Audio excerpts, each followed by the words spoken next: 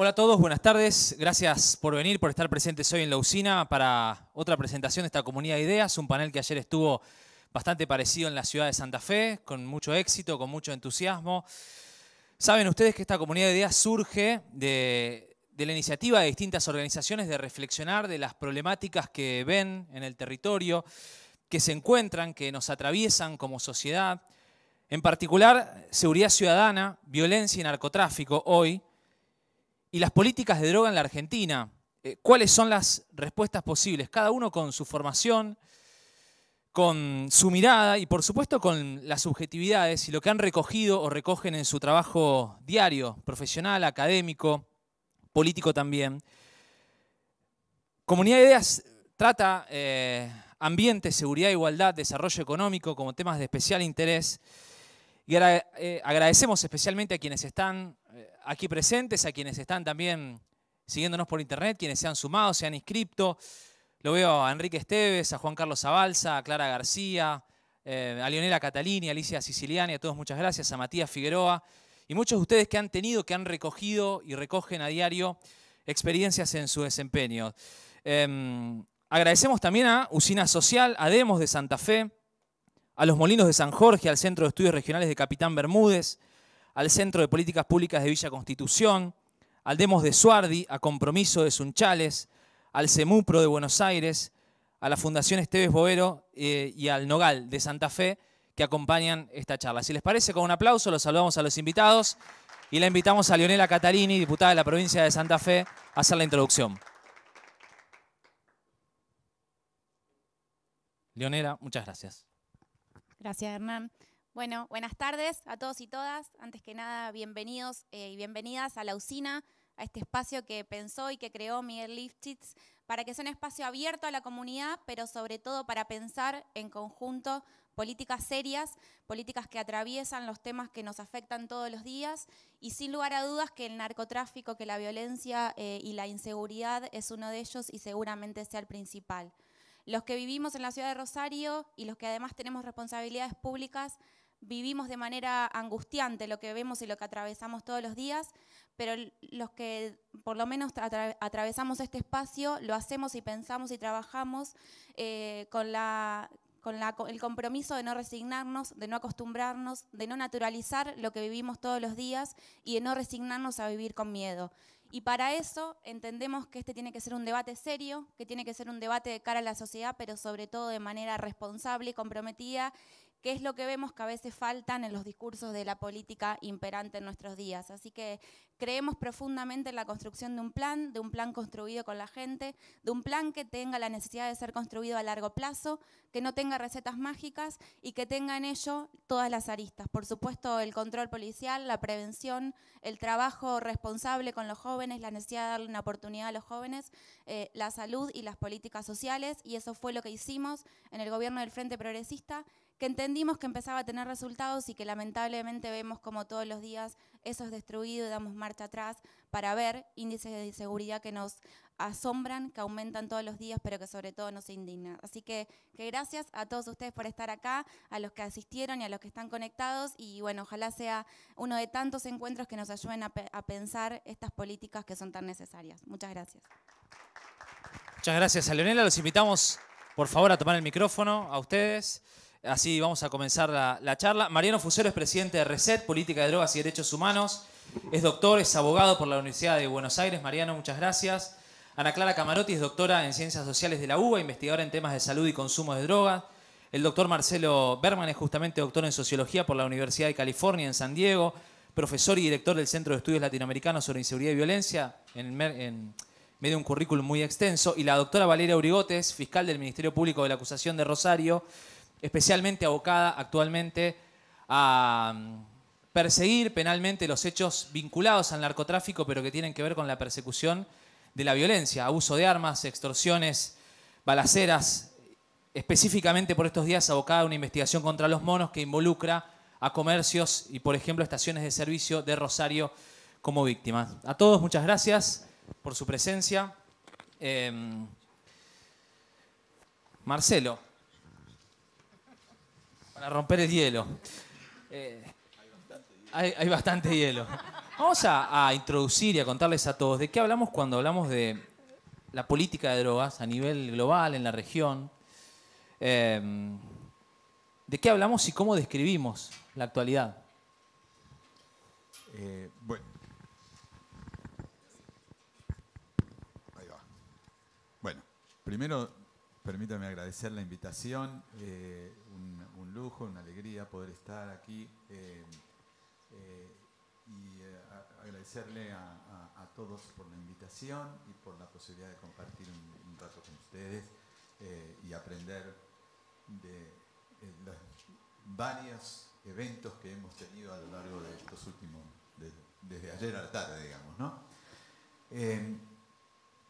A riesgo de repetirme un poco, porque tuvimos distintos foros, me van a saber perdonar si me repito, pero quiero decir dos cosas. Quiero empezar, como empecé ayer, con dos premisas muy claras respecto a la política de drogas, o respecto a las drogas. La primera premisa, además de lo que vaya yo a decir después, la primera premisa es que las drogas son malas, ¿ok? Digo, siempre tengo 3 hijos, ya grandes, y no quisiera que ninguno de ellos consuma drogas. Va a ser decisión de ellos, pero las drogas no hacen bien. A pesar de que después podemos tomar políticas que tienen que ser benevolentes y tolerantes, y inclusive podemos hablar de legalizar o de administrar o de regular, etcétera, etcétera, hay que entender que las drogas no son buenas para la salud. La segunda premisa, que es un poco más compleja, pero que es tan cierta como la primera, es que hagamos lo que hagamos, el mercado de drogas va a seguir existiendo. ¿Ok? Podemos ser tolerantes, podemos ser duros con la droga, pero las drogas van a seguir existiendo. ¿Y por qué? Porque hay un grupo, un número de personas que la demandan, y esa es una demanda relativamente creciente por ahora, no tremendamente creciente, pero importante en toda la región. Ya no estoy muy actualizado con los números que alguna vez investigué, pero aproximadamente un 8% de las personas que tienen entre 14 y 65 años han consumido alguna vez en su vida cannabis, y lo han hecho durante el último año, y menos del 2% algún derivado de la cocaína. Entonces, hagamos lo que hagamos, va a existir un mercado. Y la pregunta que nos tenemos que hacer todos desde el punto de vista de política pública es: ¿qué hacemos con ese mercado? Yo no tengo una receta. Yo soy académico y tengo la suerte de no tener que tomar decisiones de política pública, pero puedo ayudar en mi trabajo a reflexionar sobre el tema y a estudiarlo. El problema fundamental, no sé cuánto tiempo tengo, pero voy a tomar unos minutitos nomás. El problema fundamental que yo veo desde el punto de vista de las políticas de drogas los problemas son dos. Primero es un problema de salud pública, que tal vez Ana Clara lo va a poder hablar un poco mejor. Genera daños, ¿ok? De cierto nivel, de cierta escala, pero genera daños, y como sociedad debemos ser responsables en tratar de mitigar esos daños. Y el segundo problema, que tal vez es un problema muy serio, es que en algunas ocasiones las drogas producen violencia en la administración de ese mercado. Es lógico, no hay que andar explicando mucho, como generan mucha renta, entonces hay mucha gente dispuesta a entrar por distintas consideraciones, y bueno, hay gente que se vincula violentamente con el mundo de las drogas, y esto está produciendo violencia. Pero quiero ser muy enfático: la gran mayoría de las transacciones que se realizan por drogas no son violentas, son relativamente pacíficas, y hay que entender las condiciones en las cuales digamos, las transacciones son pacíficas respecto a cuando surge la violencia. Fíjense, yo siempre doy el ejemplo, de Europa Occidental, es el gran centro, o uno de los dos grandes centros de consumo de drogas, y los niveles de violencia son bajísimos. En cambio, en América Latina, nosotros tenemos, o en algunos focos en Estados Unidos, los niveles de violencia son muy altos. Entonces, lo importante es entender bajo qué condiciones se produce la violencia. Y el último, por ahora, para ir terminando rápido esta introducción, el último punto que yo ya lo he mencionado en varias ocasiones, pero no me canso de mencionarlo porque esto es muy relevante inclusive para Rosario, pero que es una experiencia aprendida de otros casos y que veo que también aquí en Rosario se empieza a dar, es que la dinámica de los mercados de droga, que son violentos, van generando bandas, organizaciones medianas, chicas, grandes, que se tratan de apoderar de las rentas que produce el narcotráfico. En la medida que estas bandas crecen y quedan relativamente impunes, o aunque no queden impunes, logran generar mayor penetración en los territorios, esas bandas empiezan a diversificar su cartera criminal. Y esto es lo que genera realmente más violencia que el narcotráfico propiamente dicho. ¿Qué significa diversificación criminal? Significa delitos como el secuestro, como la extorsión, como la trata, como los robos sofisticados y no tan sofisticados, redes que proveen autos robados o otro tipo de productos. Y hay muchos más. Hoy de mercados ilícitos hay de todo, desde mascotas hasta teléfonos celulares, etcétera, etcétera. No digo que todas estas redes son los que los hacen, pero lo que sí es característico, y lo hemos observado en muchos lugares de América Latina, es que las redes de grupos o bandas que penetran en otros giros delictivos de altas rentas son extremadamente predatorios y producen mucha violencia. Tal vez el ejemplo paradigmático es el de los Zetas en México. No sé si los escucharon hablar, pero son bastante famosos. Los Zetas no se dedicaban al narcotráfico, no competían con el cartel de Sinaloa o el de Juárez o todos estos carteles que pasaban la droga a los Estados Unidos. Es un desprendimiento del cartel del Golfo, que eran los protectores del cartel, pero que no traficaban hacia Estados Unidos, y que empezaron a desarrollar todo tipo de extorsiones, hasta generaron franquicias en las distintas ciudades, y fueron altamente predatorios. Hoy ya son menos, pero otras bandas tomaron su lugar, digamos, ¿no? Es ahí, y ellos incurren, en Argentina todavía no es un problema todavía serio, pero el robo de gasolina, por ejemplo, ¿no?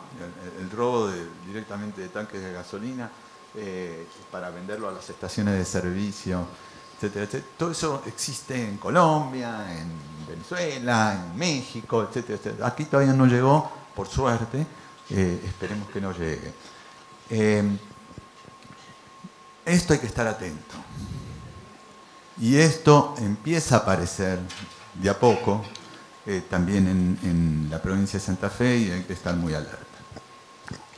Mariano, tu mirada sobre la política a nivel global, regional y en particular en la Argentina.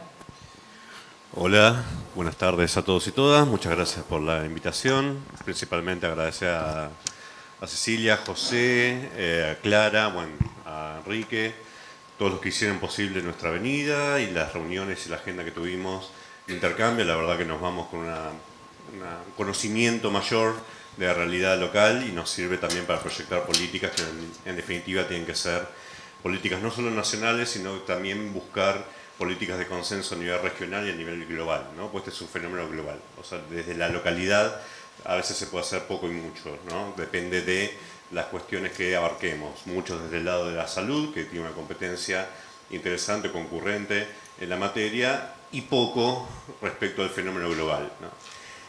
En ese sentido me refiero, tomando la premisa primera de Marcelo, ¿no? Que las sustancias son malas, más allá de la utilidad terapéutica medicinal que puedan tener las mismas, las finalidades recreativas sin incurrir en un consumo problemático, que por suerte la mayoría de la población, alrededor de un 90% de la población, hace un consumo responsable, saludable entre comillas, de sustancias legales o ilegales, o también de otras conductas que pueden llegar a producir adictividad, y no todas las personas incurren en consumo problemático de esas actividades, el juego, etcétera, ¿no?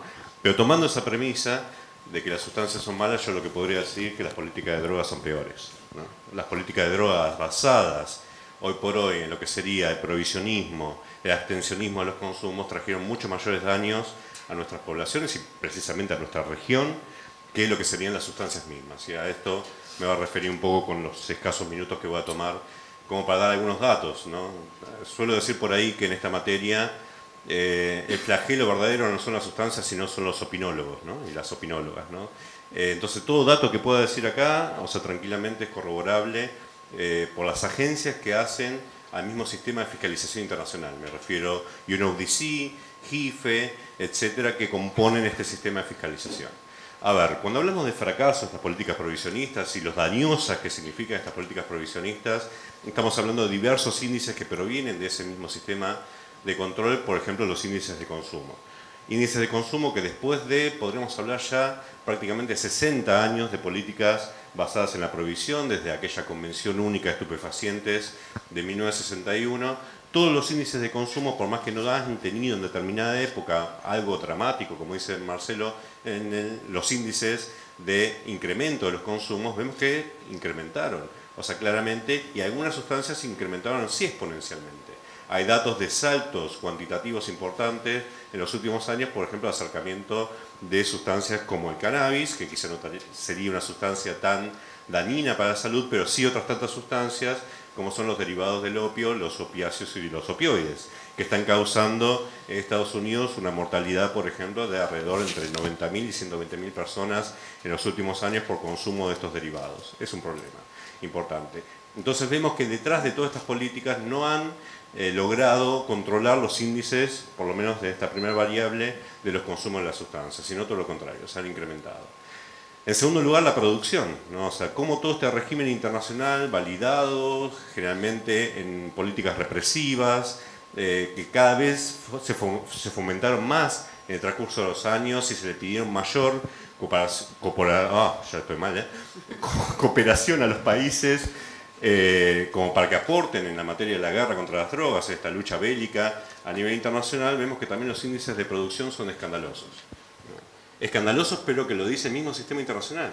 No, hoy hablábamos, voy a repetir el dato, están hablando del sistema internacional de alrededor de 1.900 toneladas de cocaína que produce solo Colombia a nivel mundial, que abastece alrededor del 75% del mercado internacional.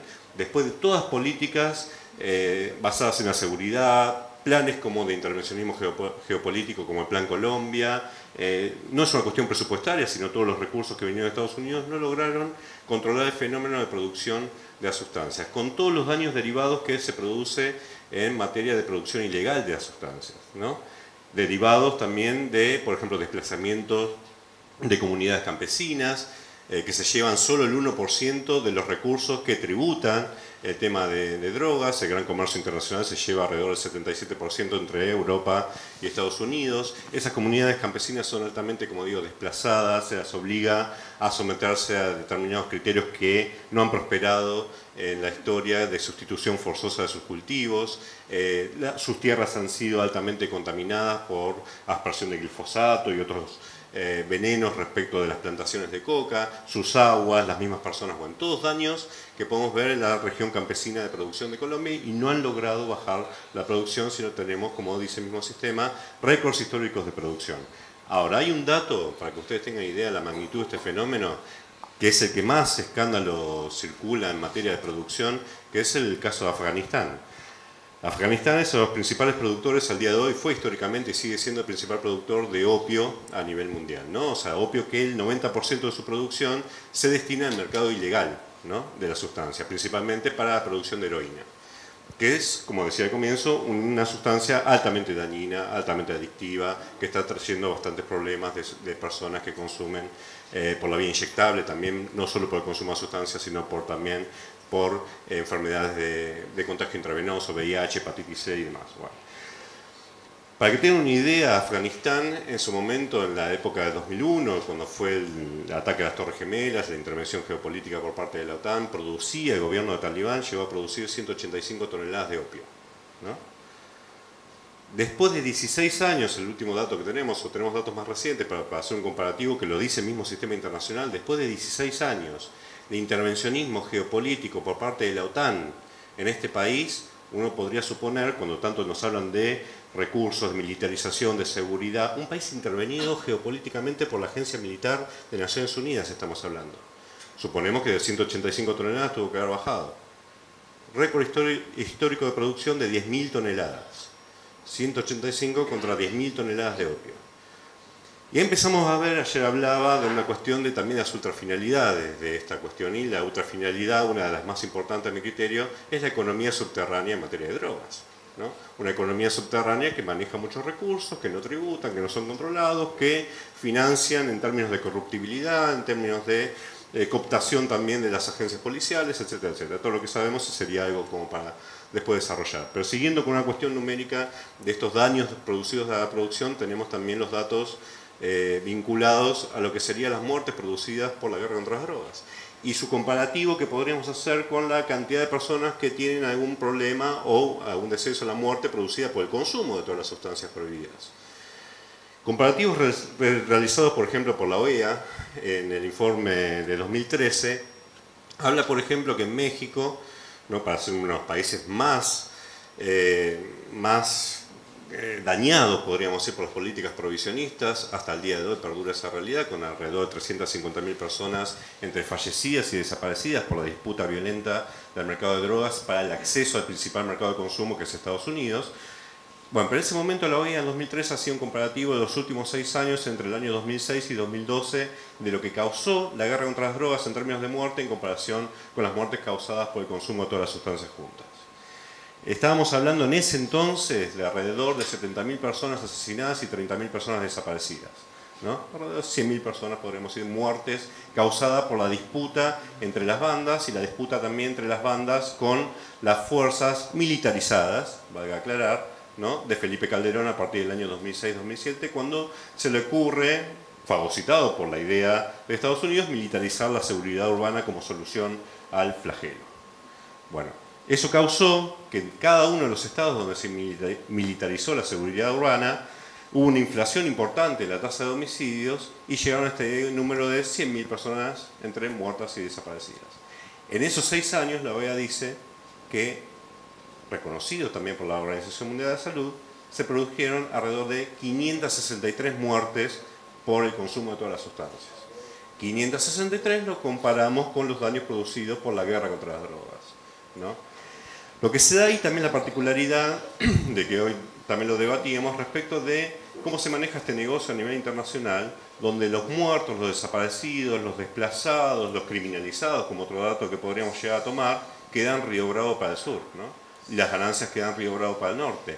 Donde aparentemente, que es algo que sería muy válido de investigar, donde aparentemente Río Bravo para el norte aparecería cierto control o administración, ¿no?, de connivencia de determinadas instituciones para que la violencia no se traslade desde México, de las rutas de acceso, hacia esos principales mercados, ¿no? Hoy hablábamos, por ejemplo, de Ciudad Juárez, algunos datos que dábamos. Cuando se produce la militarización de la seguridad urbana, la tasa de homicidios se dispara. Hoy sigue siendo la 6ª ciudad más peligrosa o violenta del mundo, ¿no?, con una tasa de 95.7 cada 100.000 habitantes de homicidios. Pero en ese momento veíamos, en 2006, o 2007 mejor dicho, tenían 320 homicidios por año, para que tengan una idea. Después de todo lo que fue esta campaña de drogas, de lucha violenta, militarización, etc., en 3 años, en el año 2010, llegaron a tener 3.622 muertes por año, ¿no? cómo se incrementa la tasa de homicidios producto de esta lucha violenta, de la guerra contra las drogas, ¿no? Sin embargo, pasando un puente fronterizo hacia El Paso, Texas, tenemos 5 muertes por año. Y le valió esa cantidad de muertes la ciudad más segura de Estados Unidos, el título de la ciudad más segura de Estados Unidos. ¿Cómo no se traslada la violencia hacia el país donde hay el principal mercado minorista de sustancias y el mercado más lucrativo, con experiencias que también de violencia por disputa de mercado, como fue la experiencia de la ley seca, etc. Y también que se traduce en el mercado ilegalizado de drogas. Otros datos también que podríamos vincular respecto a las muertes son la cantidad de países que tienen la pena de muerte, por ejemplo, establecida para delito de drogas y lo que significa eso. 50% de las ejecuciones implementando la pena de muerte son motivo de las legislaciones basadas en la lucha contra las drogas. Estamos hablando de alrededor de 1000 personas por año que son ejecutadas motivo de esta clase de delitos. Y para hablar un poco de criminalización, algo que nos impacta acá, tenemos, bueno, acá la fiscal lo puede decir, o sea, tranquilamente dato tras dato, año tras año, fuero tras fuero, podríamos decir, de federalizado, etcétera, que tenemos alrededor entre 40, 50, 60% de las causas que generalmente involucran a personas que consumen, ¿no? Y después continúa ese número hacia personas que eventualmente participan en el mercado minorista de drogas de una forma no violenta y como una economía de subsistencia. Algunos sí ejercen la violencia, pero como decía Marcelo, la gran mayoría de las transacciones se producen de una manera no violenta. Y esos son los grandes datos de criminalización y prisionización que tenemos no solo en Argentina, sino a nivel regional. Bueno, todos esos datos, o sea, circula alrededor de lo que podríamos decir el fracaso de la prohibición, el fracaso de la guerra contra las drogas, y nosotros después podríamos quizás hacer otro pantallazo de lo que se propone como alternativa, no solo nosotros, sino a nivel internacional. Empezar a hablar de la necesidad de despenalizar a las personas que consumen, la necesidad de abarcar los delitos no violentos con alternativas al encarcelamiento, el hecho de pensar, por lo menos darnos el derecho a pensar si la regulación estratégica de sustancias no puede ser una alternativa como están sucediendo, proponiendo y sucediendo en algunos países como Uruguay, Canadá, 17 estados de Estados Unidos, ni más ni menos con el tema del cannabis, la sustancia de mayor consumo a nivel internacional, pues estamos hablando de 282 millones de personas que consumen sustancias, cualquier sustancia a nivel mundial por año, y de ellas 200 millones de personas consumen cannabis, ¿no? Es un negocio y la sustancia de mayor consumo. Entonces, dar un golpe estratégico, un golpe de mercado estratégico a las redes ilegales mediante la regulación estratégica de las sustancias. Mariano, lo dejamos como disparador y como propuesta para dentro de un rato, por supuesto, cuáles son las soluciones posibles. Ana Clara, buenas tardes, gracias por venir. Y Mariano nos habla y nos abre los ojos sobre el fracaso de la guerra contra las drogas en el mundo, en América Latina, en el norte. ¿Qué pasa en la Argentina? Bueno, muchísimas gracias por estar todos y todas. Gracias por la invitación. La verdad es que no solo fue interesante los días, sino también el intercambio con ustedes. La verdad que la modalidad a nosotros nos enriqueció un montón. Así que bueno, gracias por este intercambio. Bueno, me parece que comparto todo lo que se viene diciendo. Argentina le pasa lo mismo que le pasa al resto de los países de la región. Tenemos políticas prohibicionistas y abstencionistas que lo que están generando son más daños y ya lo fueron viendo. Para resumirlos, decimos que bueno, hay crecimiento en todos los consumos de las sustancias. La única sustancia que no está creciendo es el tabaco y es una sustancia que es legal y que tiene una muy buena regulación. Entonces tenemos que pensar qué es lo que se estuvo haciendo con el tabaco porque es la única sustancia que no está creciendo. Entonces, me parece que ahí hay algo para pensar, para imitar, para tener en cuenta. Por otro lado, vemos que esto de la expansión de los mercados ilegales, con este tipo de políticas no se está logrando. Argentina no es la excepción, obviamente. Por el otro lado, las respuestas que estamos dando son fuertemente el encarcelamiento y pensándolo desde el lado de las personas que están comprometidas y que tienen problemas con las sustancias o que son adictas, esto trae muchísimos y gravísimos problemas, no solo para ellas, sino para sus familias también. También para un sistema que está explotado, para un sistema que no responde y que no da ningún tipo de respuesta y de solución posible. Estamos viendo que hay un crecimiento fuerte de las mujeres encarceladas y esto trae un gran problema en la cadena de cuidados somos las mujeres las que llevamos a cabo estas tareas de cuidado que fuertemente el feminismo está mostrando. Entonces, cuando encarcelamos a las mujeres, que por lo general cumplen en la cadena de la comercialización los niveles más bajos, más fáciles de cambiar cuando quedan presas, lo que también estamos trayendo con eso es un gran problema a las familias y a los hijos, a los familiares que están a cuidado de las mujeres. Entonces, y no les estamos dando respuesta en las cárceles. No hay tratamientos, no hay espacios preventivos interesantes, o sea que solamente las estamos metiendo adentro de la cárcel o los estamos metiendo adentro de la cárcel. Y sabemos que no estamos metiendo a los grandes, a los que nos interesa que estén en la cárcel.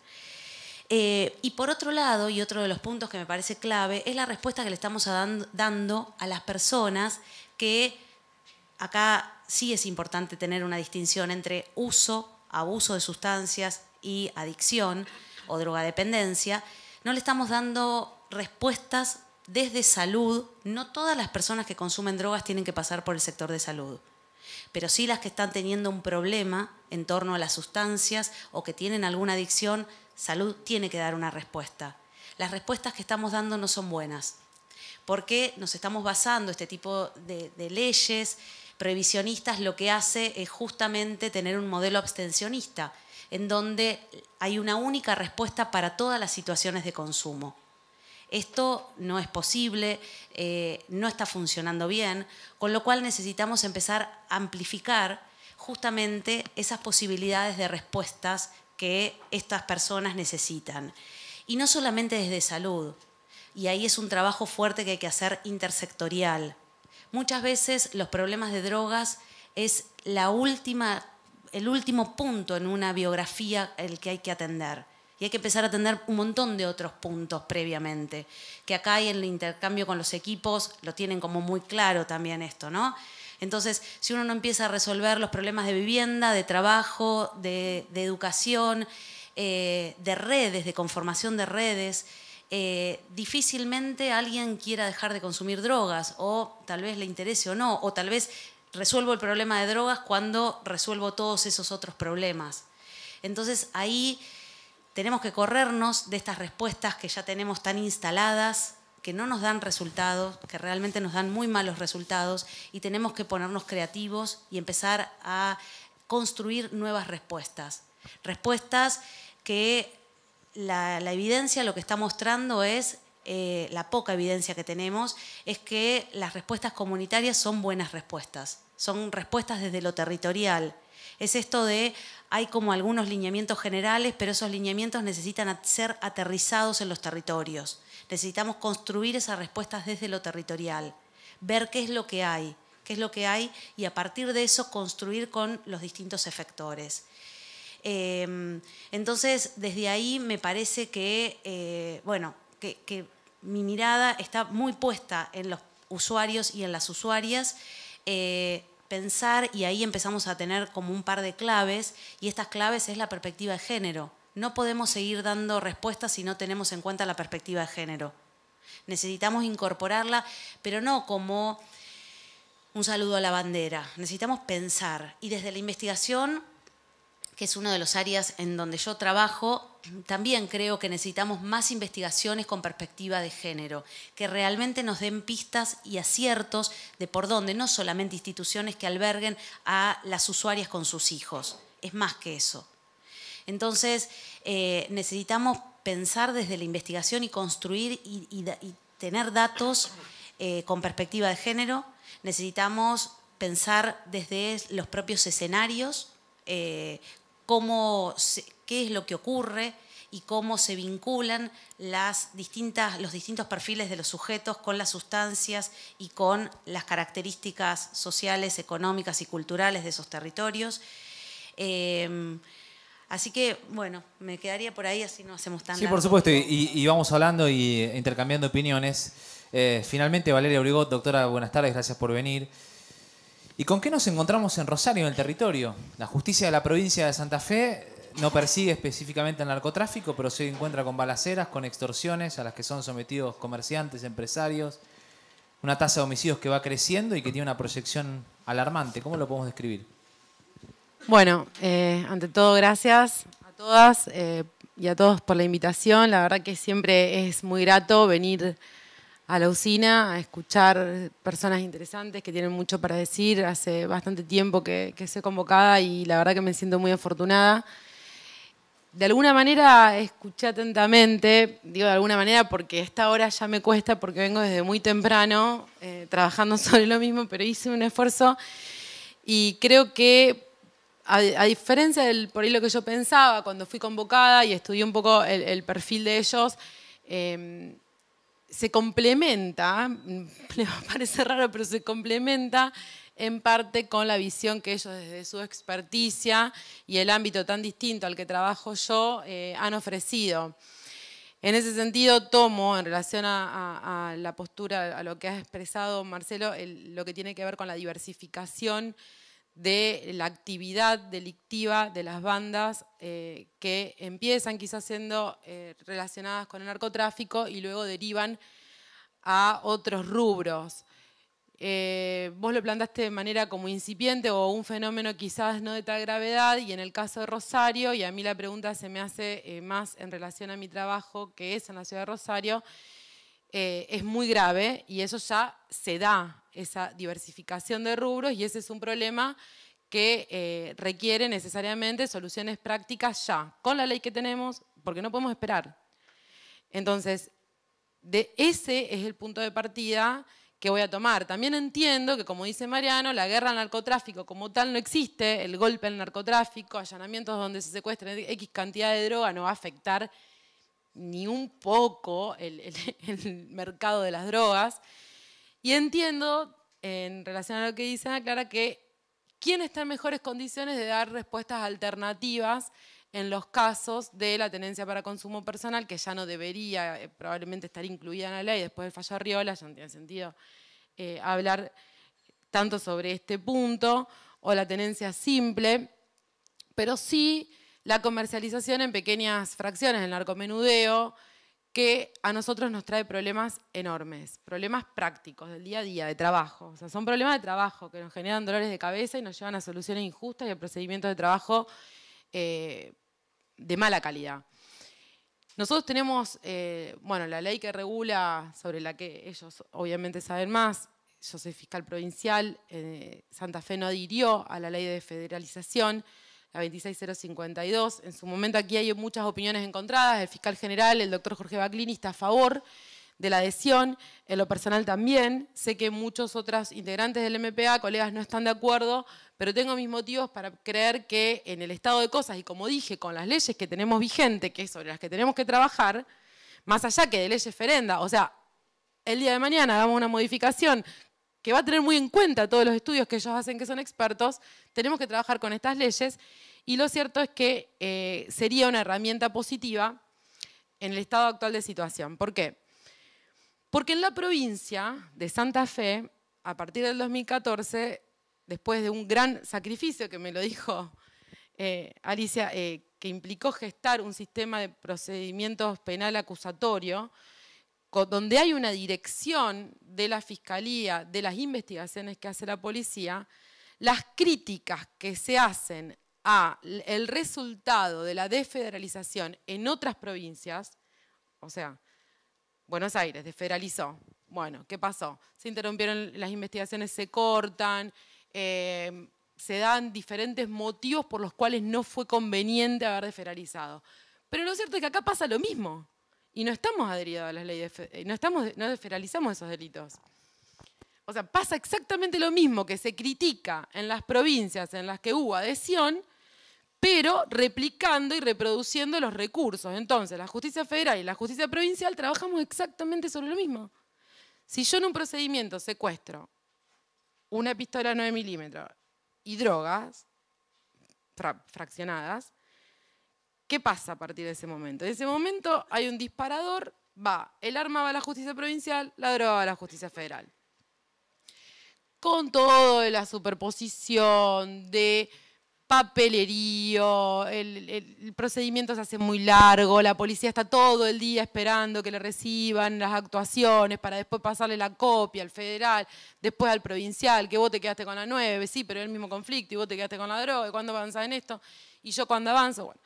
Todo ese tipo de cuestiones prácticas que se dan todos los días, voy a hacer un paréntesis, la unidad de balaceras en 6 meses llevó a prisión 96 personas relacionadas con delitos conexos a las drogas, pero que en realidad son delitos que derivan directamente de la interacción con las drogas.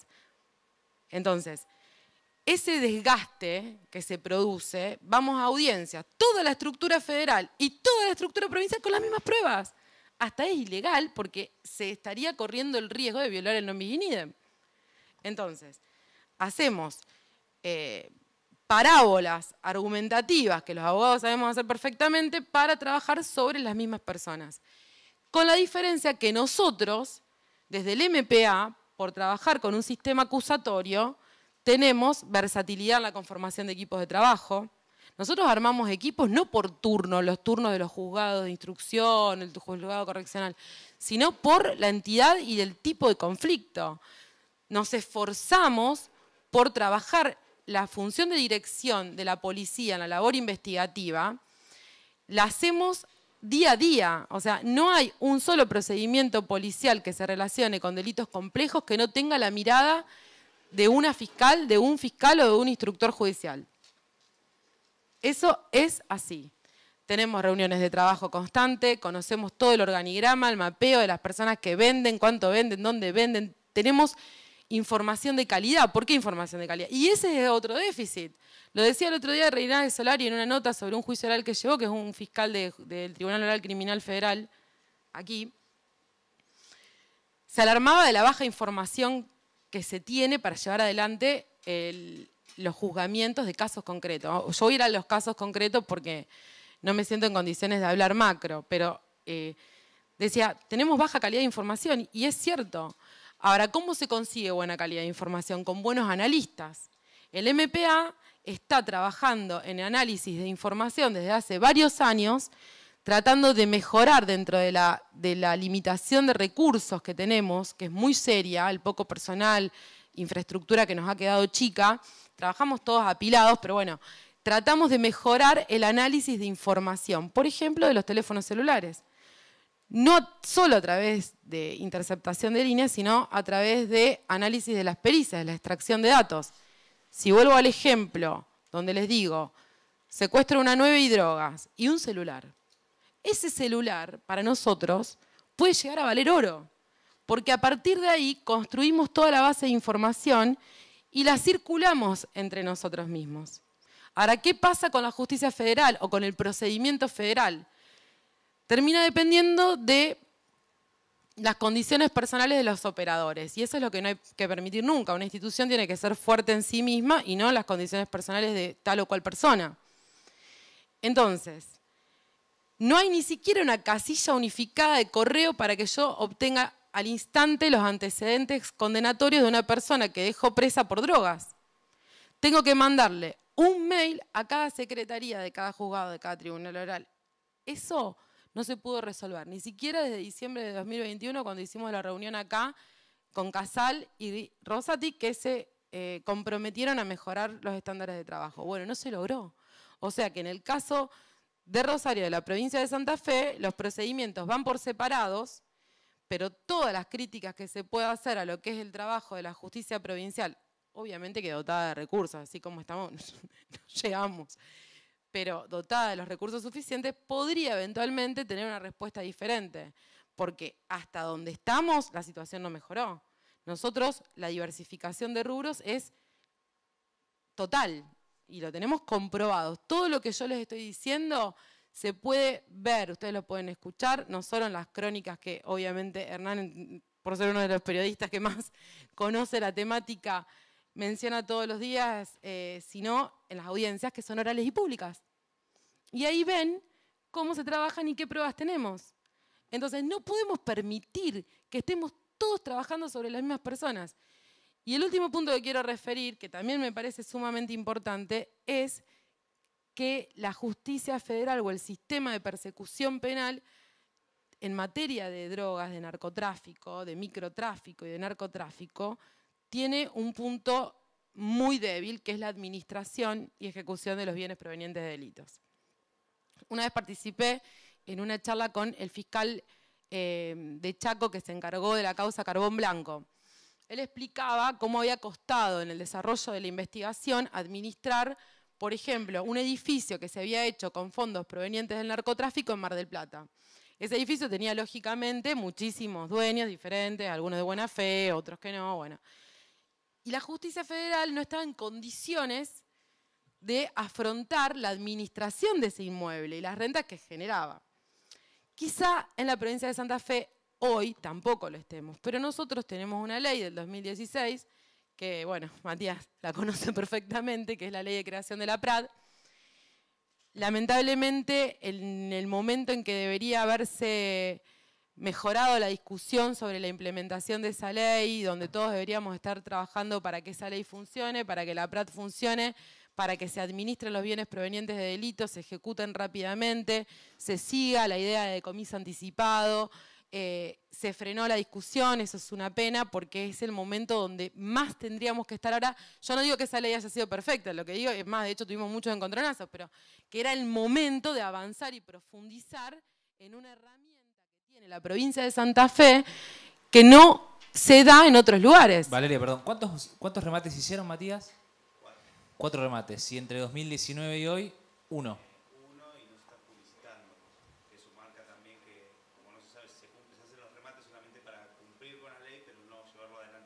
Claro, a eso se refería. Claro, quedó en la discusión, es como que la discusión quedó trunca en un momento donde hubiera sido muy bueno ponerle musculatura al debate sobre cómo implementar esa ley, que tenía puntos para tratar, para analizar, pero que venía por un camino que podría haber sido auspicioso. Y convengamos que solamente cuando se ataca lo que es el rédito económico, la plata que se genera como consecuencia de esa actividad narcocriminal violenta, porque es cierto que las transacciones no son violentas en general, pero también es cierto que si un grupo quiere dominar este territorio, por lo menos en Rosario, para lograr el dominio de este territorio te vale a todo alrededor y decir, bueno, acá estamos nosotros, entonces vos no vendés más acá. O si vos me ves a mí plata por droga, yo que estoy en la cárcel, porque la mayoría están presos, voy y te vale a vos para que me pagues. No se está haciendo un cobro de pesos por el tema de las drogas. Entonces eso genera mucha violencia en Rosario.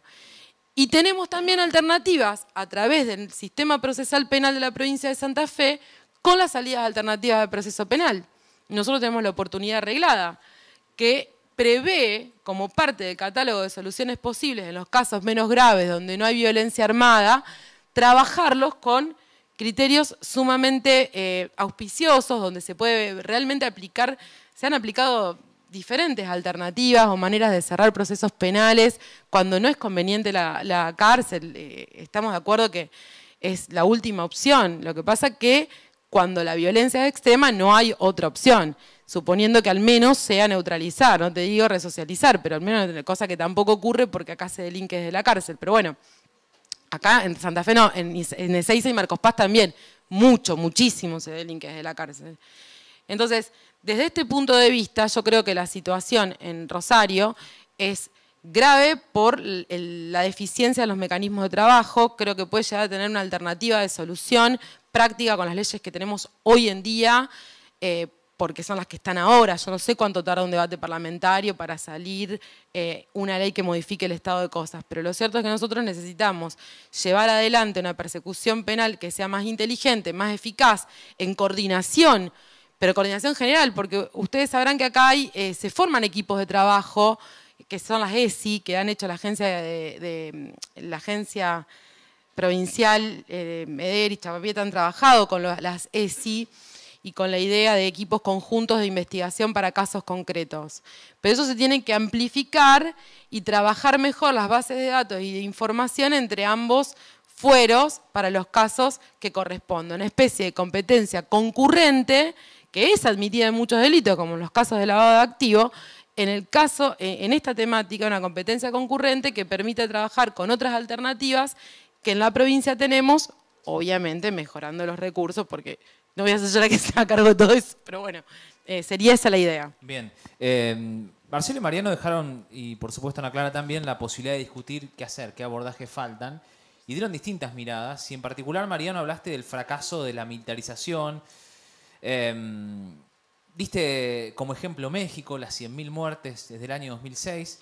Y planteando todo esto que escuchábamos de Marcelo y de Valeria, Marcelo de una segunda fase, las extorsiones, nosotros vemos con fuerza la instalación del sicariato, que Rosario llegó hoy a los 170 asesinatos con 150 días por delante, vamos a un año récord. Ayer estuvieron con Gustavo González, que entre otras cosas forma parte del Observatorio de Seguridad Pública. Si uno le pregunta la proyección del año, dice a lo mejor en Rosario hay 100 o 120 personas que van a ser asesinadas. Entonces cuando uno mira de esa manera, abre los ojos y está la lista de esas personas con nombre y apellido, no, pero podemos decir en qué barrios viven, qué edad tienen, a qué se dedican, y muchas otras características que seguramente nos podrían llevar a una agencia del Estado a decir, ¿qué hago hoy?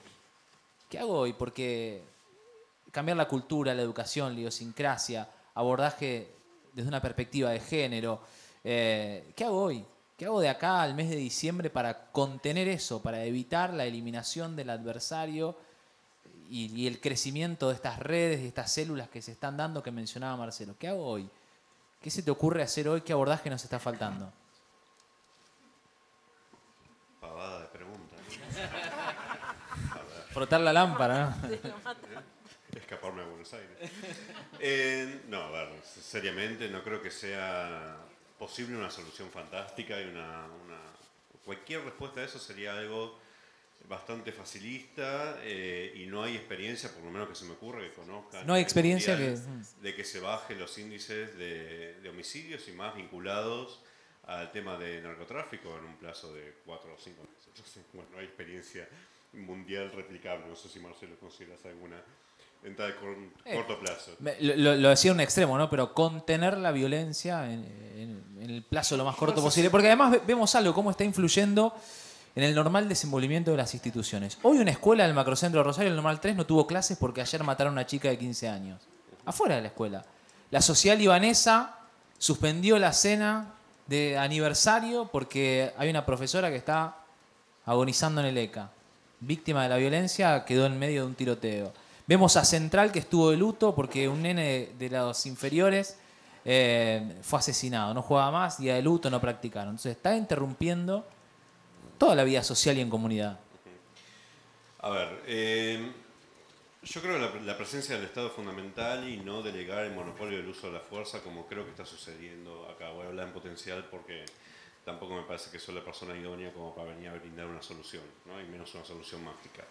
Lo que hoy hablábamos, me parece que todos los fenómenos que medianamente comparables con sus serias distancias de otros países y de otras ciudades que manifestaron esas condiciones de violencia como disputa ilegal de las redes ilegales de tráfico, me parece que en definitiva tienen algunas particularidades que el fenómeno de violencia se terminó controlando, administrando de alguna forma mediante cierta administración del conflicto de las redes ilegales precisamente y no de una forma legal, podríamos decir, ¿no? Me estoy refiriendo a una forma de cierta connivencia de la institucionalidad y de las fuerzas policiales respecto de las bandas que crean esos climas de violencia por disputa entre sí o disputa con las fuerzas policiales y precisamente, o sea, dejando el actuar de determinados grupos, de determinadas cabecillas de esas bandas y no atomizando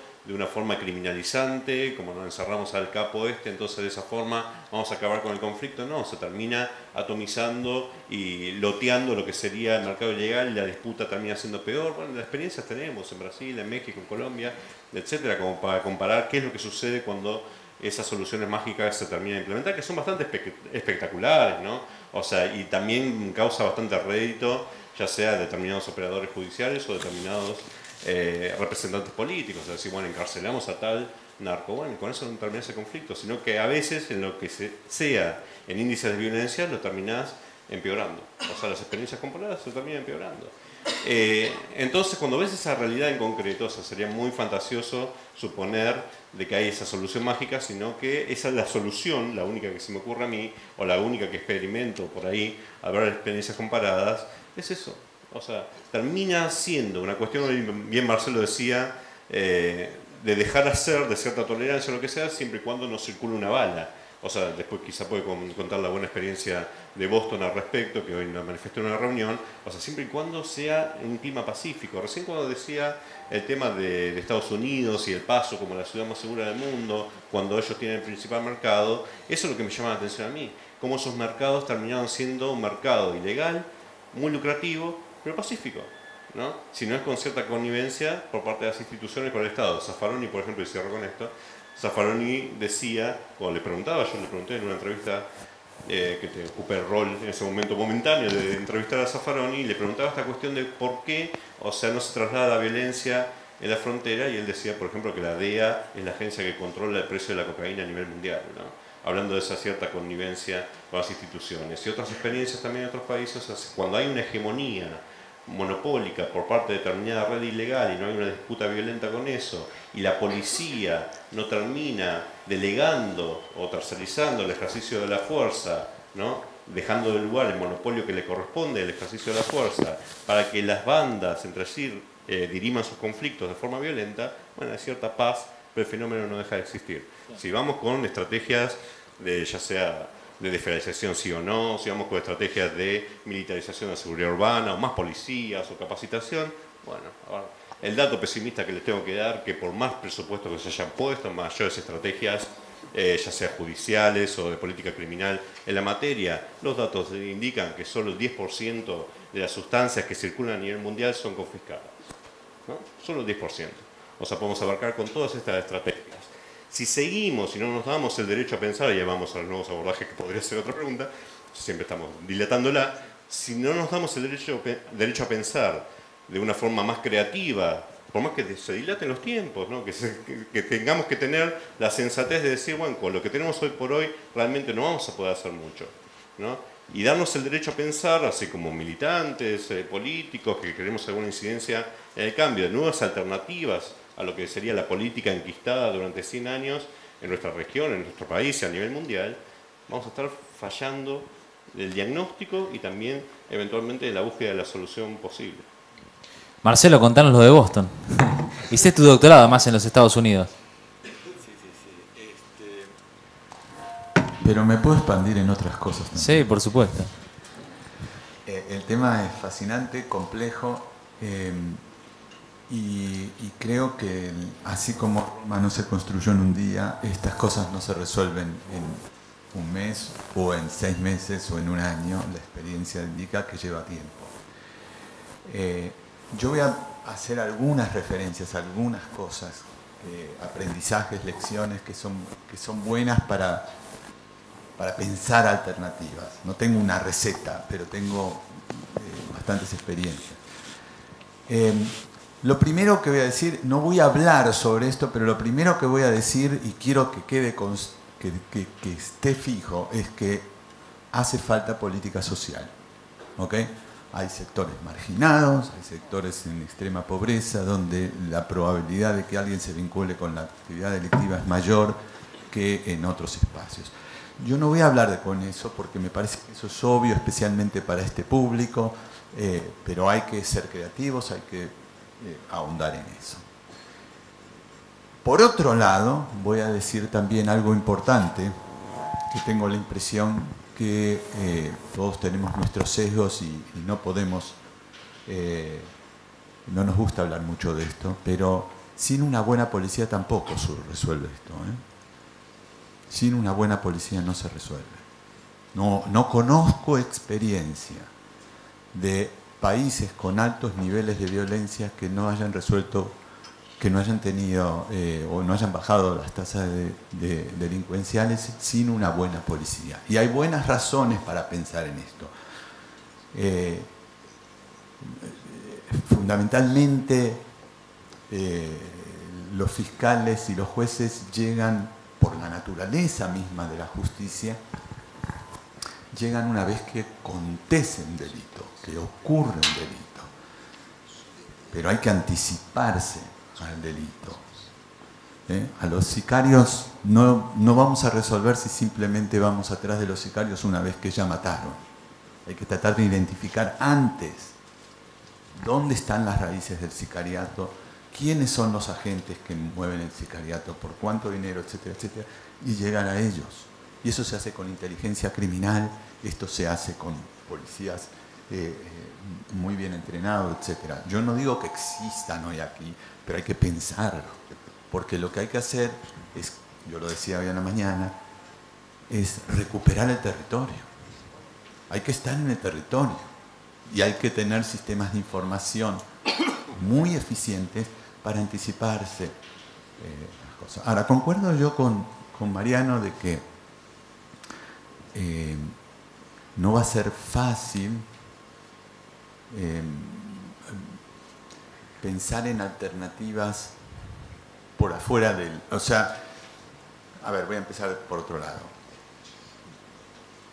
El problema es la violencia. O sea, las drogas también son problemas, pero el problema es la violencia.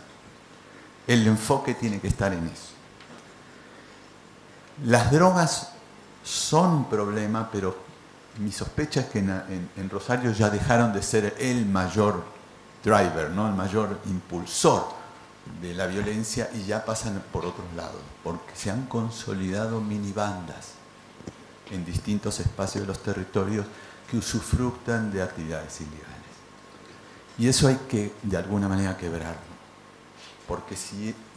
Ahora, se puede quebrar de distintas maneras. Se puede quebrar desde una forma ilegal, de consolidar en una sola banda el problema, y entonces esa banda tiene el monopolio de la actividad ilícita, y entonces no tiene contrincantes, y entonces no hay violencia. Esto pasó en muchos lugares. O se puede utilizar otros mecanismos que tienen que ver más bien con generar un sistema de disuasión muy eficaz. Hay de todo tipo de experiencias. En Estados Unidos, acá discrepo un poquito, en Estados Unidos ahora las tasas de criminalidad no son tan altas, pero cuando irrumpió el crack en los años 80 y al principio de los 90, las tasas eran altísimas. Aún hoy, Chicago es una ciudad con altísima violencia, San Luis, Missouri también, en fin, hay varias ciudades. Pero Nueva York en los 90 también era una ciudad. Boston, San Diego, Los Ángeles, eran todas ciudades muy violentas, con tasas superiores a 10 homicidios por cada 100.000 habitantes. ¿Cómo los lograron reducir? Bueno, hay muchas razones, pero una de ellas son con estrategias policiales. Ahora llego a la de Boston. Les cuento la de Boston. La de Giuliani también la conocen, la de Nueva York. Yo ya lo expliqué en otras ocasiones, pero le digo, la clave de Nueva York no es las ventanas rotas. La clave de Nueva York es el sistema de información. Y la acción inmediata, coordinada de distintas organizaciones para... una vez que se obtiene una información, todos los días hay un seguimiento de los homicidios, todos los días hay un seguimiento de las acciones violentas. La de Boston. Yo soy policía, o yo soy jefe comunitario, o yo soy párroco, o lo que sea, formo un comité. Y en este barrio hay violencia. Entonces, yo hago una lista de... identifico al líder de las bandas, lo visito elegantemente y le digo, mira, yo sé que vos robaste aquí, que vos golpeaste aquí, que inclusive participaste en un acto violento de estas maneras, que disparaste, que tenés una posesión ilegal de armas, etcétera, etcétera. Yo tengo este prontuario. Yo te puedo meter preso hoy, ya mismo llevarte, pero no lo voy a hacer. Te voy a dejar tranquilo. Pero si yo escucho que hay una bala volando en este barrio, yo no voy a buscar al que la disparó, te vengo a buscar a vos y te meto preso. Arreglá vos que no vuele una bala. Esta estrategia que se llama pooling levels, inclusive fue probada en Belo Horizonte, en el programa FICA Vivo, no sé si lo habrán escuchado. Ha sido razonablemente exitosa, especialmente en Estados Unidos, más que en Belo Horizonte, pero ha sido bastante exitosa. Lo que yo creo es que una sola medida o una bala de plata no existe en esto. Lo que existe es una multiplicidad de acciones. Déjenme terminar con unas para las drogas, que es un problemón. Estamos de acuerdo que el fracaso del prohibicionismo es evidente. Pero por otro lado, muchos de ustedes están en la actividad política, y si ustedes van y dicen, hay que ser tolerante con esto, hay que proteger los derechos humanos, van a las barriadas, y en las barriadas lo que le van a decir a ustedes es, métame preso al tranza. Palos contra los narcos, etcétera, etcétera. No es políticamente conducente tener una actitud de total liberalización de las drogas. Esto está claro. Los candidatos que se presentan diciendo vamos a legalizar las drogas pierden en todos lados. Y con justa razón. Lo que hay que hacer, lo que hay que pensar son estrategias múltiples en función del tipo de droga. Pues no todas las drogas son iguales. Hay más lesivas, hay menos lesivas, hay algunas que generan más violencia y otras que generan menos violencia. Por ejemplo, la marihuana en general no es un mercado que genera violencia. Y como bien dijo Maxi, la gran mayoría de los consumidores son consumidores de marihuana o de cannabis en sus distintas formas. Pero el problema sí lo tenemos con el Paco, lo tenemos con la cocaína y en el futuro o ya en el presente con el fentanilo. Y hay que estar atento a los comerciales. El mundo va hacia la comercialización a través de estos aparatitos y de mercado pago y de transacciones. Todo eso va a reducir violencia, no la va a incrementar. Pero hay que animarse a hacer cosas distintas. Les cuento una experiencia. A ver, en Argentina aproximadamente consumidores de Paco y cocaína juntos son unos 250.000. Tal vez un poco menos, no tenemos buenos números, pero supongamos que son 250.000. Hay una regla clásica que se debe sostener en Argentina, que sucede en todos lados, que es la regla derivada de Pareto, o el 80-20. ¿Cuál es la regla del 80-20? El 80% de los consumidores son recreativos, consumen una vez cada tanto cocaína. Y por lo tanto consumen el 20% del mercado, o empecemos al revés.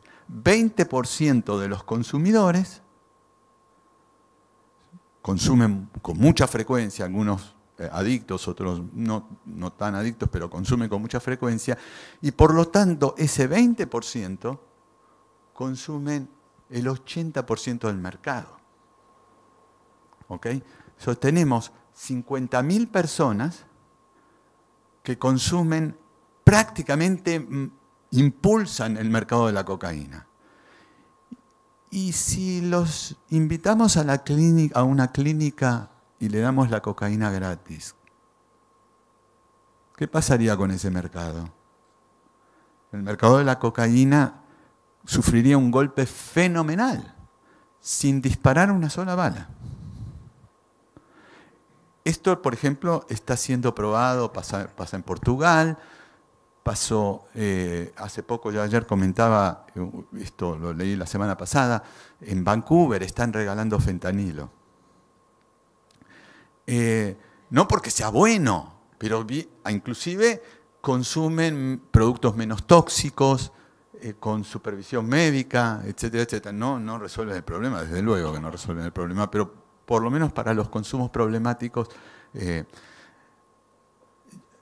Lo que yo sostengo en términos generales es que si bien el paradigma de la prohibición fracasó, no va a ser fácil salir de él. Vamos a tener que, por muchos años más, lidiar con él.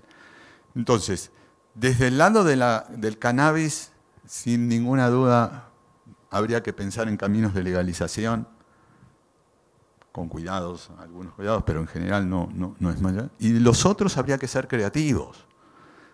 sin ser legalmente abiertos, habría que ser capaces de regularlo un poco más y enfocarse en la violencia y no permitir desarrollar cuerpos policiales que sean capaces de recuperar el territorio. Gracias, Marcelo. Y Ana Clara, entonces, ¿qué hacemos? Primero, si el consumo creció en la pandemia. Y segundo, Marcelo plantea creatividad. ¿Vendemos en las farmacias, entonces? Bueno, de las... Tuvimos la mafia de las farmacias en Rosario. Somos creativos. No, pensaba también en el programa PEPSA de España, que bueno, hace un intercambio con metadona, y que tienen una parte que evitamos un montón de riesgos, sin lugar a duda, pero también hay otra parte en cuanto a los usuarios, que ir a un servicio de salud también tiene como una otra lógica. Entonces, digo, una otra lógica que puede tener un consumo en la casa. Entonces, que ahí también hay un montón de cuestiones a seguir revisando. Sin lugar a duda, programas de reducción de daños, sí, son necesarios. Es clave y son fundamentales. Por otro lado, pensaba también romper con los estereotipos en cuanto a los consumos, ¿no? Y entonces pienso, no sé, en la idea esta del flagelo de las drogas, la guerra contra las drogas, el flagelo contra las drogas. Entonces, ¿qué tan mal nos hacen esos mensajes? Porque aparece como esta cuestión mágica y divina de una cuestión de peligro a nuestra sociedad que nos cae, que no podemos evitarlo y que estamos esperando una solución mágica y divina que la venga y lo resuelva. Bueno, eso sabemos que no va a ocurrir y que no es así. Entonces, este es un fuerte estereotipo que hay que desarmarlo, estas representaciones que no conducen a nada. Pienso también en pensar en estas ideas acerca de las carreras del consumo. Entonces alguien empieza, la carrera de consumo es esta idea que se sostuvo durante muchísimo tiempo, desde la investigación también, se empieza con una sustancia, se continúa con otra y siempre se va increyendo y con sustancias más fuertes y todos los usuarios o consumidores hacen esa misma carrera. Bueno, tenemos que hablar de trayectorias, ya no se puede seguir hablando de carreras.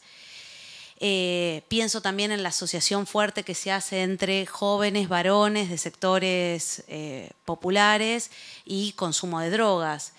Y vamos viendo la diversidad que hay en los consumos, en las clases sociales.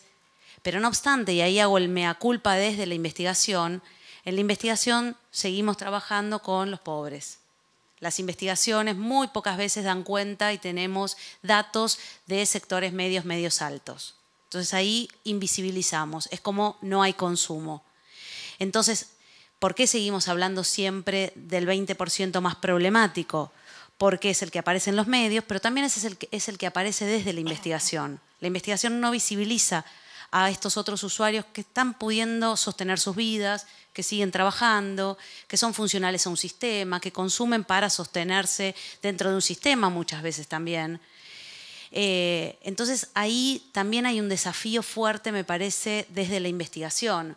Digo, esto de jóvenes de sectores populares y seguimos trabajando en los barrios pobres, seguimos trabajando con los pibes y damos poca cuenta acerca de las mujeres que están consumiendo sustancias psicotrópicas sin prescripción médica y calmantes, ansiolíticos.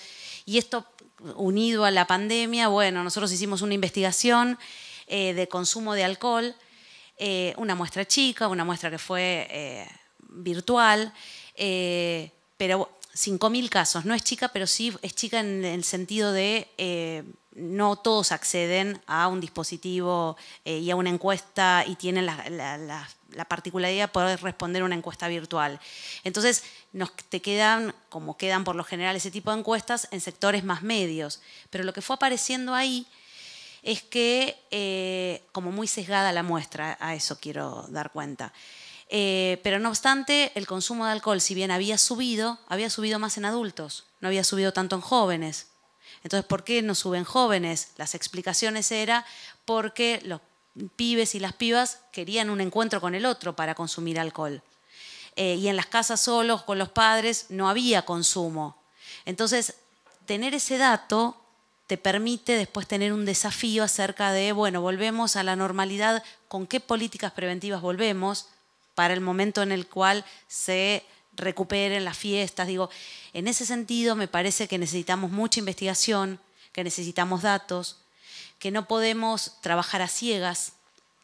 Entonces, y que la política pública tiene que ser una política informada. No tiene que trabajar desde las representaciones que tenemos, los estereotipos, sino que realmente tiene que ser una política que esté informada, que esté evaluada y que esté sistematizada. Ese es el otro punto.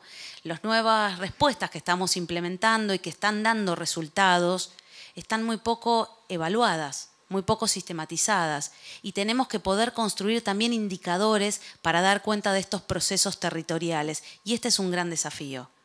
Venimos acostumbrados a hablar en términos de salud y de consumo, de reincidencia, de rehabilitación, de reinserción social.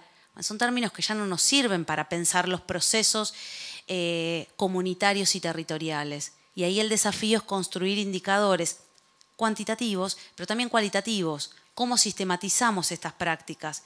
¿Cómo demostramos que esto está dando mejor resultado que lo otro?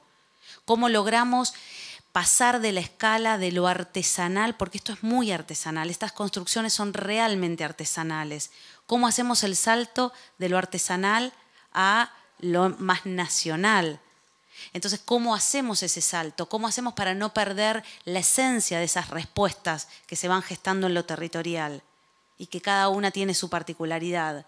Entonces, creo que hay caminos que se están transitando, que están dando mejor respuestas, pero que necesitamos sistematizar, evaluar, repensar.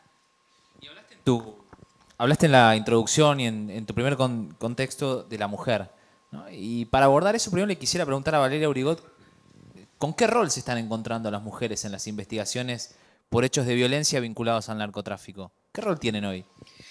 Bueno, yo le contaba antes de empezar a Clara que hace un tiempo hizo sobre el trabajo de nuestra oficina la doctora Eugenia Cosi, que es también investigadora del CONICET, un trabajo específico, y ella analizó todos nuestros legajos para darnos esa respuesta que yo como fiscal quizá no la tengo tan clara en cuanto desde el punto de vista sociológico. El tratamiento que nosotros hacemos es de acuerdo a la evidencia que tenemos, en el caso concreto, si esa persona, nosotros encontramos que hay muchas mujeres que están en rol activo en la organización, porque la mayoría de los padres, hijos, esposos o hermanos están presos, que tenían rol central, tienen un rol sumamente activo. Nos hemos encontrado con casos de sometimiento de mujeres para llegar a ese rol, pero también con otros casos donde ha ocurrido lo contrario. La mujer decide tomar ese rol, incluso nos hemos encontrado con situaciones muy llamativas, en el caso de algunas bandas criminales, donde las niñas y niños menores de edad estaban con sus madres en arresto domiciliario y le hemos encontrado cápsulas de drogas escondidas en sus partes íntimas, cosas muy tétricas y sobre todo, además de la mujer, el tema de las niñas y los niños es lo que más nos preocupa, cómo los colocan en esa espiral de violencia. Ejecutan todo tipo de roles, están intercambiables y luego están las personas que realmente dirigen la organización a la par de un hombre, por decisión y porque es la salida que tomaron. Y la salida que tomaron es dirigir la organización, definir el cobro de rentas de las casas que se usurpan, definir cuándo y dónde se balea al otro, definir cuándo se aplica mafia, porque yo lo escuchaba a Marcelo y entiendo eso de la pacificación, quizás establecer esa especie de, bueno, acordemos que acá no huele ni una bala, pero es difícil pensar que no va a haber una vocación, me lo pregunto también, del líder de ese barrio, que te dice, bueno, yo controlo la violencia acá y acá no hay una bala, pero me quiero ir al barrio del frente también, porque me gusta tener más mercado. Y para llegar al de frente probablemente ahí se termine y te tenga que poner unos puntos. Entonces, me parece que son pactos complicados, desde el punto de vista ético, polémicos, y lo que creo es que es difícil mantenerlos a raya, mantener ese pacto a raya, por lo menos lo que hemos visto acá. Ha habido intentos, yo creo, de lograr subterfugios de ese estilo. Nosotros en el último procedimiento en La Granada encontramos alimentos en la casa de una persona que está siendo investigada, que estaba cumpliendo ciertos roles propios del Estado, y mucho se nos habló de, como estrategia defensiva también, de esas personas, de no, acá no hay índices casi de balaceras ni de extorsiones. No, está bien, pero tenés trata laboral, tenés abusos sexuales, porque las personas que están encumbradas en las organizaciones criminales suelen estar contentos con su rol preponderante, y que todos los vecinos y el que no quiera formar parte de eso no la va a pasar muy bien. Entonces, me parece que son puntos bastante polémicos de tratar. Yo creo, ojo, que lo que ustedes dicen está perfecto para pensar algo como la gente, como se debe. Pero nosotros, como decía Hernán, somos una sociedad que está sufriendo mucho, porque acá pasaron hechos muy graves en muy poco tiempo. Entonces no lo podemos mirar con los mismos ojos. O sea, está bárbaro que sea así, que todo lo que se estudia en la experiencia de Boston, que es como, yo vi The Wire en la temporada 2, cuando en Baltimore, Corbin justamente hace esa experiencia y los pone a todos los drogadictos juntos, o las personas consumidoras, no quiero decir, a los consumidores juntos, y regula. Bueno, después lo echaron igual, porque no bajó bien las cifras.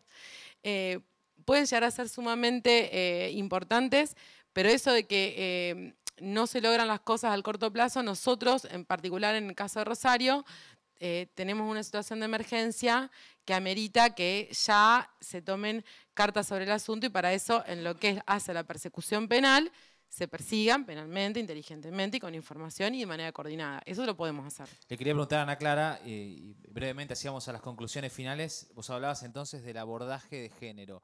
Veo muchas mujeres que se han involucrado. Susana Rueda, que llegó recién hace un rato, hace años estaba en este rol, ahora está en aquel. Pero ¿qué experiencia le podés transmitir, o qué idea, qué iniciativa se puede transmitir? Bueno, nosotras llevamos a cabo un trabajo interesante, y que fue con todas las cuestiones que tiene. Digo, yo empecé una investigación con los curas villeros en la villa de Buenos Aires, la 21-24, y no había mujeres. Nosotros teníamos un subsidio de España, y entonces era por 2 años. El primer año era para hacer una investigación con las mujeres consumidoras de pasta base, Paco, y el segundo año era para armar un centro de mujeres. Entonces fui a hablar con los curas villeros y ellos me dijeron sí a la investigación, pero como creemos que no hay mujeres, difícilmente puedas llevar a cabo el segundo año. Uno, cuando toma un compromiso con una investigación, es por los 2 años, o te quedas con la investigación a medio camino. Cuestión que era un problema, pero decidí asumirlo porque sabía que había mujeres. Y bueno, empezamos el trabajo, y empezaron las cuestiones acerca de las mujeres no se acercan porque es la iglesia, porque es el cura, porque les da vergüenza, porque están más replegadas en el ámbito de lo privado, porque poner un cartel que diga rehabilitación en las mujeres es doblemente estigmatizante, y mucho más si son madres, porque son mujeres, porque son madres, porque son consumidoras. Entonces eso no traía mujeres. Y entonces empezamos a trabajar con un taller fotográfico, con unas fotógrafas, y hacer un trabajo de fotografía con las consumidoras de Paco. Las invitábamos, y bueno, al arrancar fue un proyecto precioso en donde fuimos recuperando esas historias de cada una de estas mujeres, empezar a ver por qué habían empezado el consumo, pero también ver cuáles eran los requisitos y sus necesidades, y empezar a pensar un poco a la carta las respuestas que estas mujeres de este territorio necesitaban. Y antes de arrancar el segundo año, me llama el cura y me dice: Ana Clara, ahora no te puedes ir, ahora tienen que conformar el centro. Y entonces, bueno, y ahí empezamos a armar, junto con las respuestas que se estaban dando, junto con estas mujeres, las estrategias para este centro barrial en la 21-24. Y me parece que un poco va por ahí, un poco va en esto que les decía, de empezar a ser creativos. Uno cuando va, yo trabajo bastante en prevención, y uno llega a las escuelas y los docentes te dicen: yo no sé qué hacer con esto. Yo como investigadora tampoco sé qué hacer. muchas veces con lo que me estoy enfrentando en el trabajo de campo. Y no obstante, es lo que hay y es lo que estábamos hablando y venimos hablando durante estos 2 días. Las instituciones se tienen que modificar, necesitamos armar las respuestas en función a las realidades que tenemos y por eso pongo como ejemplo también la investigación. Yo desde la investigación tengo que ser creativa en la construcción de metodologías. No puedo seguir utilizando las mismas metodologías que estaba utilizando. Hoy hablábamos acerca de la desigualdad social y el salto que uno encuentra de clase al momento de entrevistar ciertas poblaciones. Entonces, por momentos siento que no sé si termino de entender lo que me están tratando de comentar y no sé si el otro me entiende también lo que yo le estoy diciendo. Ahí hay un salto y una brecha de clase que también tenemos que tener en cuenta. Eso, ¿no? Me parece. Mariano, a modo de conclusión, ¿qué abordaje necesitaríamos? ¿Qué le puedes decir a un Estado municipal? ¿Qué experiencia exitosa en la región podés compartir? ¿Qué te gustaría decir? A ver, como vamos a llegar finalmente a los nuevos abordajes, ¿no? Para ser un poco positivo. No me caracterizo por ser una persona muy optimista en mi vida, y menos en esta temática, ¿no? O sea, después de tantos años de estudio no encuentro mucho optimismo. Pero bueno, por lo menos a corto plazo. Y vamos a intentar ser optimistas, ¿no? Y positivos en la materia. A nivel internacional lo que observo que se están debatiendo nuevos abordajes, ya está mal dicho, porque son abordajes que datan hace mucho tiempo. Por ejemplo, el tema de la implementación, para empezar con uno de ellos al azar, de la reducción de daños. Hay experiencias de reducción de daños, de sustitución de sustancias, de metadona por heroína, heroína por heroína, marihuana por paco, etcétera, que datan de hace muchísimas décadas y son muy exitosas y son también contenidas en los informes de la Junta Internacional de Fiscalización de Drogas, etcétera, como datos positivos de esas experiencias. Pero datan, por ejemplo, en Estados Unidos, en Canadá, de fines del siglo XIX, ¿no? O sea, para hablar de nuevos abordajes, y nosotros seguimos debatiendo algo que es bastante irracional, porque tenemos 2 legislaciones nacionales, que es la Ley de Salud Mental y Adicciones, su reglamentación, y la Ley de Abordaje de Consumos Problemáticos, que exige, obliga, ¿no?, de forma imperativa a establecer políticas de reducción de riesgos y daños, o lo que, como se llama actualmente, gestión de los placeres, ¿no? Y seguimos sin implementarlo. Creo que Rosario es una excepción, o sea, circunstancial por esa cuestión, pero, o por lo menos el gobierno de muchos y muchas de ustedes, no sé en la actualidad. Pero bueno, tampoco se profundizaron, y menos a nivel país, o sea, y causa un debate y una conmoción, un folleto de Morón diciéndole a las personas que si vas a consumir como persona adulta, tenés tales recaudos o lo que sea. Es una estrategia de reducción de daños. Pero también, o sea, la falta de definición clara, producto de la falta de reglamentación de esa normativa nacional, que es la Ley de Abordaje de Consumos Problemáticos de 2014, hace que una política de reducción de daños puede ser brindar información con un folleto, brindar una copa de agua a una persona que supone que está en un contexto donde va a consumir determinadas sustancias que produce deshidratación, entonces, como fue la Time Wrap o fiestas electrónicas, acá también creo que sucedió lo mismo, etcétera. También significa brindarle heroína por heroína, o sea, heroína de calidad farmacéutica por heroína conseguida en la vía pública, como otras experiencias, o quizá algo más cercano, la experiencia uruguaya, colombiana, de brindar cannabis en cambio de la pasta base, como sustitución de sustancias, brindar un espacio que recién lo comentaba Marcelo, de consumo supervisado, ¿no?, como también existe, donde las personas pueden consumir en un contexto donde hay determinados trabajadores sociales, personal de la salud, etcétera, que no dosifican a la persona, no le brindan la sustancia, sino que tienen ciertos recaudos y tratan de captar a la persona como para que, si tiene un consumo problemático, se acerque a los efectores de salud. Bueno, diversas iniciativas que traen muchísimos buenos resultados y son reconocidas, como digo, hace décadas. En materia de, nosotros tenemos unas leyes más anacrónicas y vetustas de la región y el mundo, que es la 23737, que data de 1989, que sigue penalizando a las personas que consumen. Bueno, basta, ¿no? Que ya tenemos 2 fallos judiciales, como el fallo Bastarrica de 1986 y el fallo Arriola de 2009, que dijeron que es inconstitucional penalizar a las personas que consumen. Hay 30 iniciativas parlamentarias de los más diversos bloques políticos presentadas desde el año 2009, desde Arriola en adelante, para despenalizar, y todavía no tuvimos un debate ni siquiera en las comisiones parlamentarias, salvo la experiencia de 2012, que tienda a despenalizar a las personas que consumen. ¿Pero por qué eso es importante? Más allá del respeto, como dice Arriola, de las libertades individuales, del artículo 19, de la Constitución, también en términos económicos.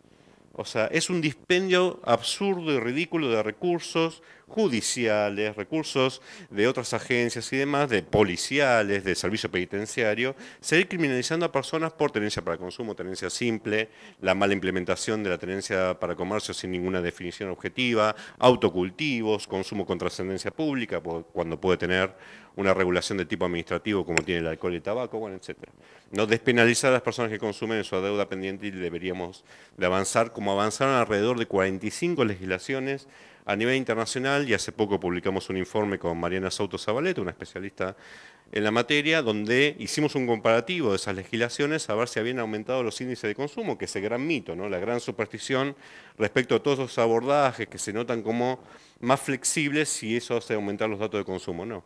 O sea, los consumos son independientes del estatus jurídico de la sustancia y de la amenaza de sanción penal respecto a las conductas relacionadas al consumo. Bueno, eso ya también está comprobado, por lo cual vamos al otro abordaje. Si la despenalización no hace aumentar los consumos, te estamos demostrando con las experiencias de la regulación de Uruguay, de Canadá, de 17 estados de Estados Unidos, que tampoco la regulación estratégica de cannabis está produciendo per se un aumento de consumo. El aumento de consumo de cannabis sí aumenta en todos los países, pero también con una indiferencia a lo que sería el estatus jurídico de la sustancia. Y después hay muchas de otras iniciativas que hoy lo estuvimos debatiendo en estos días, de brindar presupuestos claramente como exige la ley de salud mental, un 10% que exige en materia de salud tendría que estar direccionado a la ley de salud mental. Y también quiero remarcar que no es todo responsabilidad del Poder Ejecutivo Nacional ni del Congreso Nacional en esta materia, ¿no? O sea, las localidades obviamente tienen mucho para hacer.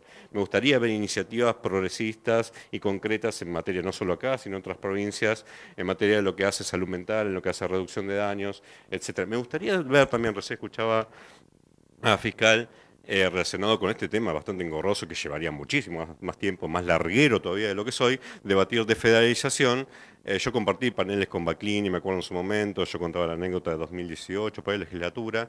Bueno, opiniones encontradas, pero yo, en definitiva, es un debate que me parece que termina siendo falso cuando el problema es de fondo, que por más que alarguemos los plazos y no tengamos una solución al acceso de las manos con la legislación actual, cuando el problema está que todos los procesos de desfederalización han producido un aumento exponencial de los datos de criminalización de personas que consumen, de las mujeres cis y trans, etcétera. O sea, 200% en la provincia de Buenos Aires, 500% de la ciudad de Buenos Aires de aumento de criminalización de personas que consumen, bueno, y todos los otros defectos. Pero para mí, no quiero basarme en las críticas típicas que las conocemos de memoria, los informes de Procuraduría, etcétera, respecto a la desfederalización. O sea, me parece que el problema sustancial está en que si no logramos despenalizar con ese tiempo que nos debemos o ese debate pendiente respecto de la despenalización de las personas que consumen o buscar alternativas de encarcelamiento de los delitos no violentos, la única forma que veo como positiva es precisamente agarrando algunas cosas que dijiste, de que si existiera acá y hay un compromiso político de implementar una desfederalización con un criterio de oportunidad, de no criminalizar a las personas que consumen, sería una experiencia novedosa. O sea, a nivel país sería novedoso. Bueno, son novedosos, ojalá que suceda. Si existiera ese compromiso, ¿no? Repito, de criterios de oportunidad, diciendo que la desfederalización acá no va a ser como en otras provincias, que va a ser después continuada a lo que sería campañas de ley y orden y después simulan estadísticas de éxito respecto a criminalización de personas que consumen. Y a la par, existen alternativas al encarcelamiento a delitos no violentos vinculados al narcomenudeo, como vos decías, las alternativas procesales que acá tienen, podría ser medianamente debatible. Las experiencias por ahora, a mi criterio, son bastante negativas. Bueno, para sintetizar, hay algunas experiencias que casi, podemos seguir hablándolo. Pero, a ver, me parece que hay alternativas posibles, alternativas que ya tienen sus resultados en concreto y son las que realmente y sensatamente tenemos que hablar, porque si no estamos medio mezclados en esta política y atravesamiento prohibicionista que hace a nuestra cultura y siempre buscamos resoluciones o soluciones bastante facilistas, ¿no? Si este era un partido de fútbol, son 90 minutos, se acaban de cumplir. Marcelo, nos gustaría, por supuesto, contar con alguna conclusión, una mirada tuya sobre el final de este panel. Tiempo de descuento. Tiempo de descuento. ¿Cuánto dio el referee? 2 minutos. 2 es poco, pero bueno. Hay que tomarse muy en serio el tema de la criminalidad. Cuando ya andan en 20 por cada 100.000 habitantes, el problema es muy serio y puede ser peor. Entonces hay que tomárselo muy en serio, y tomárselo muy en serio implica atacar este problema desde distintos ángulos. No una bala de plata, ni 2 ni 3, sino desde muchos ángulos, muchas políticas, altísima coordinación, que es fundamental, y entender que esto va a llevar tiempo.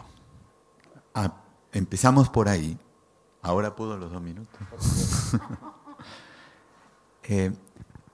Creo yo, voy a listar y no voy a desarrollar porque no hay tiempo. Voy a listar 4 o 5 cosas muy importantes. No hablamos nada, pero hay que pensar el problema carcelario de cero. ¿Ok? Este sistema fracasó. La lógica del sistema carcelario, desde mi perspectiva, yo he trabajado muchísimo el tema carcelario, es que las cárceles son para los HDP y nada más, y al resto tenemos que encontrar alternativas. Porque las cárceles son criminógenas, o sea, las cárceles producen más criminalidad. Segundo punto, sin la policía no se puede. Nosotros heredamos muy malas policías vinculadas con las dictaduras y les pusimos unos sesgos que se los tienen bien ganados, porque generalmente las policías son, bueno, ya sabemos. Pero hay que pensar en policías más efectivas. Hay que recolectar datos de inteligencia criminal. El problema de Rosario ya no es las drogas, sigue siendo. El problema de Rosario ya es la consolidación de muchas bandas, y que son bandas extorsivas, con poder de fuego. Ya estamos en otra escala, ¿no? Ya no es lo mismo. Y por último voy a dejar una bomba. Espacio. Despacito. Aquí hay gente que está en la actividad política, y esto lo van a entender muy bien. Nosotros hicimos con muy buenas intenciones una reforma procesal penal muy grande, y Santa Fe la hizo, y toda la región lo ha hecho. Ayer lo hablábamos así un poquitito. El problema con esta reforma es que le quitó responsabilidad al poder político del tema de seguridad.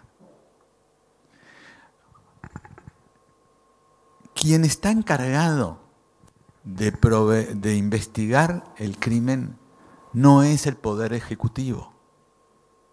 El Poder Ejecutivo reacciona, asiste, pero no tiene la responsabilidad política de hacer las cosas. O sea, hay que devolver al poder político algún dejo de responsabilidad y por lo tanto de acción.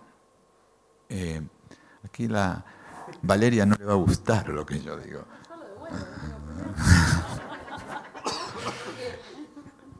El problema es que la justicia es reactiva, no es proactiva, y estos problemas se resuelven a través de la proacción legal. No estoy hablando de mecanismos ilícitos, pero sí con acción. Todas las experiencias, Medellín o todo Colombia, las experiencias exitosas, Sao Paulo, incluso Río de Janeiro, todas se hicieron con policías, entre otras, ¿ok? Con policías dependientes del poder político. Y aquí hay que ser creativos y pensar en esto. Yo sé que no es simpático, y cuando uno piensa en las policías que tenemos, mejor se las dejamos a Valeria y no las de... Pero ese no es el camino de otras experiencias exitosas. Y por lo tanto hay que pensar en esa dirección. Les agradezco mucho.